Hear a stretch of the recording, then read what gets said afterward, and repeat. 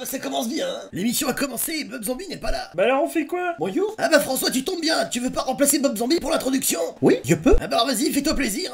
Bonjour, je suis François Hollande et je suis très content d'être dans la vidéo de Bob Zombie. Hein, c'est une très bonne vidéo. Regardez cette chaîne parce que elle est rigolote, elle est de qualité.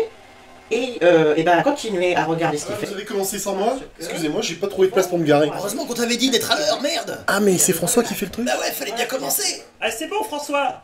Bob Zombie prend le relais! Oui, bien, merci François. Y a pas à dire, quand il s'agit de meubler, t'es un bon. Et surtout, t'hésites pas quand t'auras plus ton job de président de la République. Tu peux passer chez nous, Madzing Geek. On te trouvera bien une place en tant que comique. Ah bah merci. Non mais c'est vrai, hein, en France on dit qu'il y a plus de comiques. Moi je trouve qu'il y en a beaucoup, surtout en politique.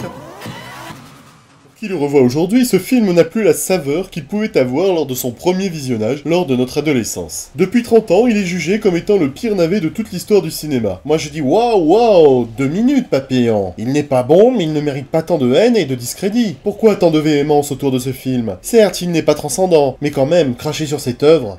C'est l'histoire d'un canard qui vit à Duckworld, dans la ville de New Stark City. Il arrive sur Terre, où il se retrouve piégé. Aidé d'une humaine qui s'appelle Beverly, il tente de retourner chez lui. Mais une bien mauvaise surprise l'attend alors. Howard le canard, produit par George Lucas, c'est dire si c'est pas de la merde quand même, est en fait le premier personnage de comics de Marvel à être adapté au cinéma. Apparu en 1973, ce palmipède décalé dans l'univers de Marvel est l'héritier des comics, des bandes dessinées underground qui véhiculent des critiques sociales et acerbes. Créé par Steve Gerber et Val Mayerick, Howard rencontre un succès inattendu auprès des lecteurs. Visuellement trop proche de Donald, Disney imposera à Marvel de lui faire porter des pantalons. Vivant des aventures loufoques, matinées de satire politique et sociale, Howard arrivera même à se présenter à la présidence des États-Unis. Grincheux, cynique, fumeur de cigares, il deviendra un personnage culte dans les années 70. Le film est pourtant considéré comme un ovni cinématographique pour des tas de raisons. Mal compris, il a été mal perçu par les critiques. Ce canard, anthropomorphique, a sûrement été perçu comme l'ombre de Donald Duck dans l'inconscient populaire. Il n'empêche que cet extraterrestre en exil sur Terre n'a rien de commun avec E.T. Car Howard a du caractère et une libido. C'est peut-être même ce qui a gêné certains esprits puritains. Les relents zoophiles de certains passages du film ont de quoi déconcerter les plus sensibles d'entre nous. Ce film est donc célèbre pour avoir été un flop. Pourtant, il n'est plus à douter que ce film est en avance sur son temps. Sauf que le temps de la reconnaissance n'est pas encore venu. Lucas a investi beaucoup d'argent pour les effets spéciaux.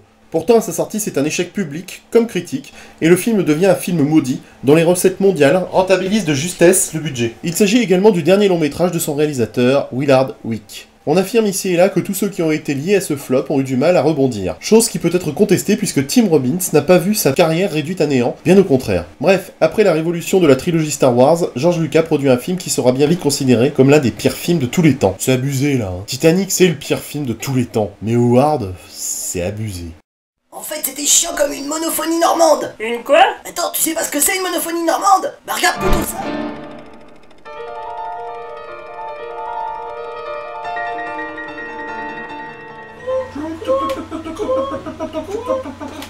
C'était quoi ça? C'était une monophonie normande du pays d'Auge, avec le cri du paysan augeron ressemblant ses volailles. Un son recueilli dans une basse-cour entre Noirmoutier et Livost. Et tu sais que c'est disponible sur CD dans la collection Télérama Radio France, sous le numéro 27014. Mais je m'en bats les couilles, moi. Ah bah d'accord, oui.